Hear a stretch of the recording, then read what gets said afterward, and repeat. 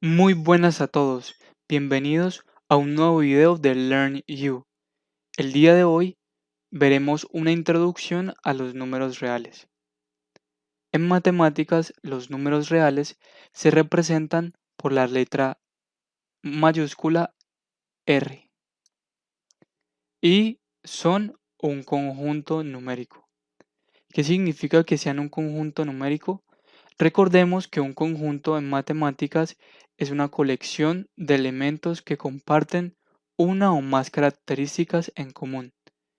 ¿Qué significa que sea numérico? Significa que todos los elementos de ese conjunto son números. Veamos un ejemplo. Llamemos P al conjunto de los números pares. El conjunto de los números pares está formado por todos los múltiplos de 2, 4, 6, 8 y así sucesivamente. Y este conjunto es infinito. Vemos que este conjunto tiene como sus elementos a los números. Este es un conjunto numérico porque tiene números. Además, la característica de todos estos elementos es que son múltiplos de 2 o de forma equivalente, todos estos números son divisibles por 2. Debemos preguntarnos ahora cuáles son los números que componen o que conforman a los números reales. Pues bien, antes de entrar de lleno a explicar cuáles son estos números, me gustaría que empezáramos subconjuntos de los números reales. Y voy a hacer un pequeño diagrama para mostrarles cuáles son esos subconjuntos de los números reales de los cuales les hablo. El más pequeño de esos conjuntos es el conjunto de los números naturales.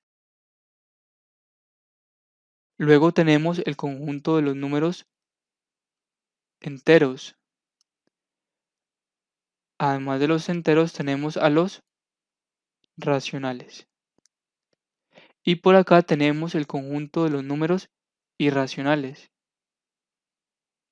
Y los números reales sería el conjunto que abarca tanto a los números racionales como a los números irracionales. Ahora veamos en profundidad cada uno de estos conjuntos. Tenemos, por ejemplo, el conjunto de los números naturales.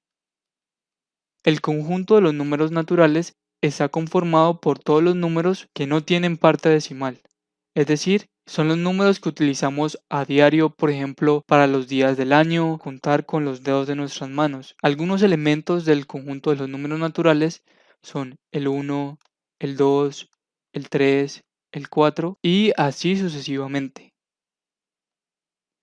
Sin embargo, el conjunto de los números naturales se queda corto cuando, por ejemplo, hacemos la resta de dos números cuando el primero es menor que el segundo. Por ejemplo, 1 menos 5. 1 menos 5 me da menos 4. Y menos 4 no está contenido dentro del conjunto de los números naturales. De allí la necesidad de la creación de otro conjunto, que es el conjunto de los números enteros. El conjunto de los números enteros es a su vez la unión de tres subconjuntos, los enteros negativos unidos con el 0 unidos con los enteros positivos. Los enteros positivos son equivalentes a los números naturales. El 0 es un elemento neutro y los enteros negativos son como los números naturales solo con un signo menos antepuesto. Eso, si vemos los elementos, sería igual, puntos suspensivos, porque los enteros negativos también son infinitos, menos 3, menos 2, menos 1. Luego viene el 0 y luego vienen los enteros positivos, que también, como sabemos, son infinitos. Sin embargo, surge la necesidad de crear un nuevo conjunto, debido a que las divisiones inexactas, el resultado de ellas no está contenido dentro de los números enteros. Por ejemplo, 10 dividido 3, sabemos que esto nos da 3,3 periódico, ya sabemos que esto se repite, y 3,333 periódico no está dentro del conjunto de los números enteros. Debido a esto, surge la necesidad de crear un nuevo conjunto.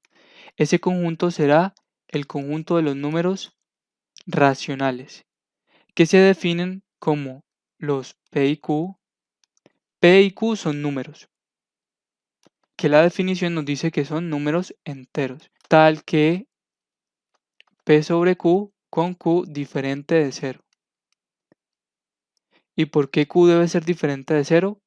Porque el 0 no puede dividir a otro número debido a que no tiene inverso o de forma equivalente, la división por 0 en matemáticas no está definida.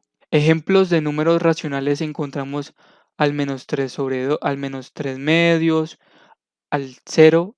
El 0 también lo podemos considerar como un número racional porque lo podemos ver como 0 dividido entre 1. De hecho, todos los números enteros son números racionales porque son números a los cuales yo puedo dividir entre 1.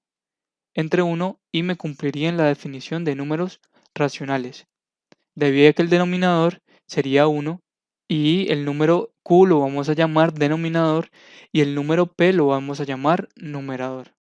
Otra forma de ver los números racionales es el conjunto de los números decimales cuya parte decimal es finita o es infinita periódica. Por ejemplo, 10 dividido entre 2 me da 5.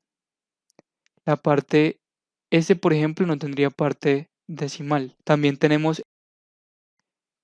el 3 sobre 2, esto me da 1,5. Y vemos que la parte decimal es finita. Y también encontramos, por ejemplo, el 1/3. Esto me da 0,333 periódico. Este es otro ejemplo de un número racional, debido a que su parte decimal es infinita periódica. Sin embargo, hay números cuya parte decimal no es infinita periódica. Números como pi, sabemos que eso es 3,1415 punto, no son periódicos, o como el número de Euler, o como, por ejemplo, la raíz de 2, y en general todas las raíces que no son exactas. A este conjunto lo denominaremos el conjunto de los números irracionales, que son los números cuya parte decimal es infinita no periódica. Y los números reales serán la unión de los números racionales con los números irracionales. Espero que este video les haya gustado. Si tienen alguna pregunta, la pueden dejar en los comentarios y nos vemos en el próximo video.